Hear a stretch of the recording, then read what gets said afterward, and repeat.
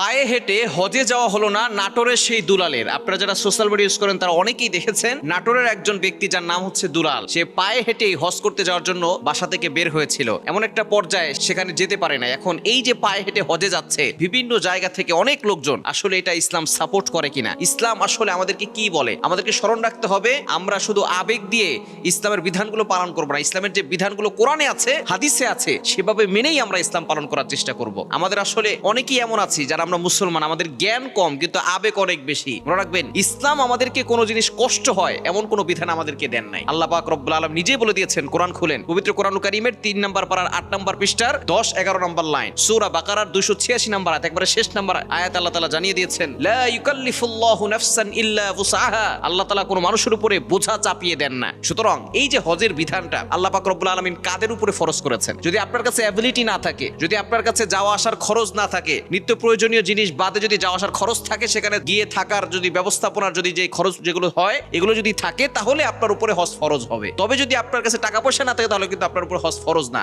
আল্লাহ পাক রব্বুল আলামিন নিজে বলে দিয়েছেন, কোরআন খুলেন ৪ নম্বর পারার ১ নম্বর পৃষ্ঠার ৯-১০ নম্বর লাইন, সূরা আল ইমরানের 97 নম্বর আয়াতে আল্লাহ বলছেন, ওয়ালিল্লাহি আলান নাসি হজ্জুল বাইত মান ইসতাতাআ ইলাইহি সাবিলা। যাদের অ্যাবিলিটি আছে, যাদের সামর্থ্য আছে তারাই কেবলমাত্র হজে যাবে, যাদের সামর্থ্য নাই তাদের জন্য এই হজ করা ফরজও না ওয়াজিবও না। নবীজি সাল্লাল্লাহু আলাইহি ওয়াসাল্লাম এভাবে কষ্ট করে পায়ে হেঁটে হজ করতে নিষেধ করে দিয়েছেন। এটা নবী সাল্লাল্লাহু আলাইহি ওয়াসাল্লামের হাদিস, বুখারী শরীফের 1856 নম্বর হাদিসের ভিতরে রয়েছে। নবীজি সাল্লাল্লাহু আলাইহি ওয়াসাল্লাম একবার এক মুরব্বি তার 2 সন্তানের উপরে ভর করে পায়ে হেঁটে যাচ্ছিলেন। নবীজি সাল্লাল্লাহু আলাইহি ওয়াসাল্লাম জিজ্ঞেস করলেন যে আপনি কোথায় যাচ্ছেন? তখন সে বলতেছে যে আমার বাবা হজ করতে যাবে, পায়ে হেঁটে সে এটা মান্নত করেছে। নবীজি সাল্লাল্লাহু আলাইহি ওয়াসাল্লাম বলছেন যে এভাবে নিজেকে কষ্ট দেওয়া ঠিক নয়, তার মান্নত ভাঙতে বলো এবং তাকে বাহনে করে হজে নিয়ে যাও। চিন্তা করে দেখেছেন নবীজি সাল্লাল্লাহু আলাইহি ওয়াসাল্লাম যেভাবে বলেছেন, বুখারী শরীফের এটা 1865 নম্বর হাদিসের ভিতরে এসেছে। নবীজি সাল্লাল্লাহু আলাইহি ওয়াসাল্লাম এভাবে পায়ে হেঁটে হজ করতে নিষেধ করে দিয়েছেন, কারণ এটা কষ্ট হয়, শারীরিক কষ্ট হয়, শুধু তাই নয় সময় অপচয় হচ্ছে। এখান থেকে যদি কেউ পায়ে হেঁটে হজে যায় তাহলে অনেক সময় অপচয় হবে। এই সময় সে আরো অনেক জিকির আজকার করতে পারবে, দান সদকা করতে পারবে, এবং সে এই যে খরচ করতেছে, ভিসার যে একটা খরচ আছে, তার খাওয়া দাওয়ার খরচ আছে,